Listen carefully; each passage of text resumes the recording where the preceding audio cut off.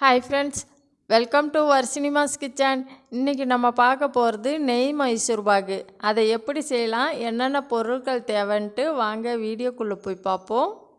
இந்த மைசூர் பாகை அரை மணி நேரத்தில் சூப்பராக செஞ்சிடலாம். கடைக்கு போக வேண்டிய அவசியமே ஏற்படாது. மைசூர் பாகு செய்யறதுக்கு 2 கப்பு கடலை மாவு, 2 கப்பு நெய், 3 கப்பு ஆயில், 5 கப்பு சர்க்கரை, இவ்வளோ தான். இதை எல்லாத்தையும் தயாராக எடுத்து வச்சுக்கோங்க. அடுப்பில் ஒரு வானலை சூடாக்கிக்கங்க. 2 கப்பு கடலை மாவை ஒரு 3 நிமிஷத்துக்கு நல்லா ஃப்ரை பண்ணுங்க. இதே போல் விஸ்கு வச்சு நல்லா கிளறும் போது ஈவனாக வறுபடும். அப்படி இல்லைன்னா நீங்கள் கரண்டியால் கூட நல்லா வறுத்துக்கலாம். மாவை ஒரு பிளேட்டில் மாற்றிட்டு அதே வானலில் கொஞ்சமாக தண்ணி சேர்த்துக்கலாம். தண்ணி சூடானதும் 5 கப்பு சர்க்கரையை நல்லா கரைச்சிக்கங்க.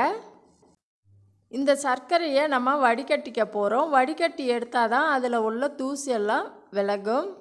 சர்க்கரை பாகுக்கு நல்லா கரைஞ்சி வந்ததும் வடிகட்டிட்டு அதே வானலில் வடிகட்டின சர்க்கரை பாகை சேர்த்துக்கங்க. மறுபடியும் சர்க்கரை பாகு நல்லா பொங்கி வரும். இந்த ஸ்டேஜில் நம்ம வறுத்து வச்சுருக்கிற கடலை மாவை கொஞ்சம் கொஞ்சமாக சேர்த்து விஸ்கு வச்சு கட்டி இல்லாமல் கிளறிக்க போகிறோம். எனக்கு மைசூர் பாகு செய்கிறதுனா ஈஸி இல்லை, ரொம்ப கஷ்டம். அதுக்குன்னு அனுபவம் வாய்ந்தவங்க தான் செய்வாங்க, பேக்கரியில் தான் வாங்கி சாப்பிடணுன்ட்டு நான் ரொம்ப நாளைக்கு முன்னாடி நினச்சிருந்தேன். ஒரு வருஷத்துக்கு முன்னாடி நம்ம சேனலில் ஏற்கனவே மைசூர் பாகு ரெசிபி போட்டிருந்தேன். சூப்பராகவே வந்துருந்துச்சு. அதையும் நான் யூடியூப்பில் பார்த்து தான் கற்றுக்கிட்டேன். இன்றைக்கி நெய் இருந்ததால் சரி நம்ம இன்றைக்கி மைசூர் பாகு செய்யலான்ட்டு நான் ரெடி பண்ணிட்டேன். இது செய்யறதுக்கு ஒரு அரை மணி நேரம் தான் ஆச்சு. 2 கப்பு கடலை மாவை வச்சு ஒரு 3/4 கிலோ அளவுக்கு நம்ம வீட்லேயே அரை மணி நேரத்தில் சூப்பராக மைசூர் பாகு செய்யலாம். மாவு நல்லா கலந்து வந்ததும் 1 கப் அளவுக்கு நெய் சேர்த்து நல்லா மிக்ஸ் பண்ணி விடுங்க. 2 நிமிஷத்துக்கு கிளறி விட்டுட்டு 1 கப் அளவுக்கு ஆயில் சேர்த்து நல்லா மிக்ஸ் பண்ணணும். இதே போல் இருக்கிற 5 கப்பு நெய் ஆயிலை ஒரு 4 தடவைக்கு நல்லா மிக்ஸ் பண்ணணும். 2 தடவைக்கு 2 நிமிஷத்துக்கு ஒரு தடவை. இதே மாதிரி செய்யும்போது நம்மளுக்கு நெய் மைசூர் பாகு பர்ஃபெக்டாக சூப்பராக கிடைக்கும். நான் வீடியோவில் சொல்லியிருக்கிற மாதிரி மைசூர் பாகு செய்யும்போது இந்த அளவுப்படி எடுத்துக்கங்க. அதில் கூட்டியோ குறைச்சோ எடுத்துக்கலாம் நம்ம தேவைக்கு ஏற்ப. நம்ம கிளறும் போதே நம்ம ஊற்றின நெய்யும் ஆயிலும் அப்படியே கக்கி வரும். இந்த பக்குவத்தில் நம்ம நல்லா கிளறி விடும்போது மணல் மாதிரி நல்லா திரியாக வரும். பார்க்கவும் சரி ருசிக்கவும் சரி அவ்வளோ சூப்பராக இருக்கும்.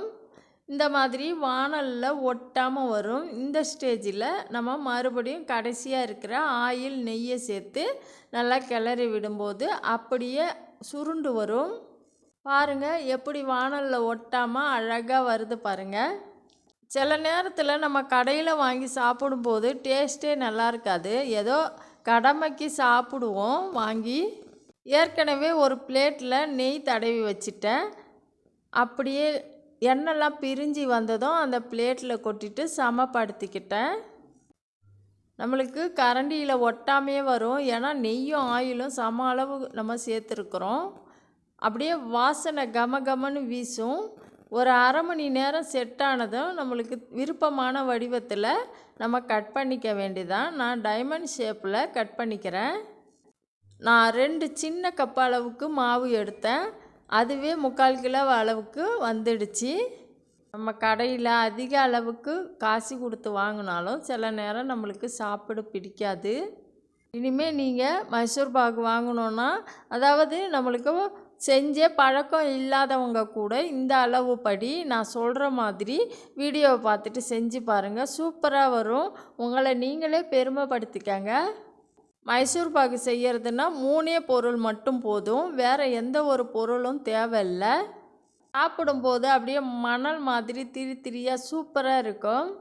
என்ன ஒன்று, நான் எவ்வளோ தான் மெனக்கெட்டு செஞ்சாலும் உடஞ்சி தான் போகுது. ஆனால் சாப்பிட அவ்வளோ அற்புதமாக இருந்துச்சு. இந்த அளவுப்படி நீங்களும் உங்கள் வீட்டில் செஞ்சு பார்த்துட்டு எப்படி இருக்குன்ட்டு கமெண்ட்டில் சொல்லுங்கள். மைசூர் பாகு செய்கிறதெல்லாம் ஈஸிங்க, கஷ்டமே இல்லை. நான் ரொம்ப நாள் கழித்து இதை தெரிஞ்சுக்கிட்டேன். நம்ம வீட்டில் விசேஷம் ஏதாச்சும் வந்தாலும் தீபாவளிக்குனாலும் கூட்டியோ குறைச்சோ அதிகப்படியான அளவில் நம்ம வீட்டில் செஞ்சுக்கலாம். நாளைக்கு இன்னொரு வீடியோவில் பார்ப்போம். தேங்க்யூ, பாய்.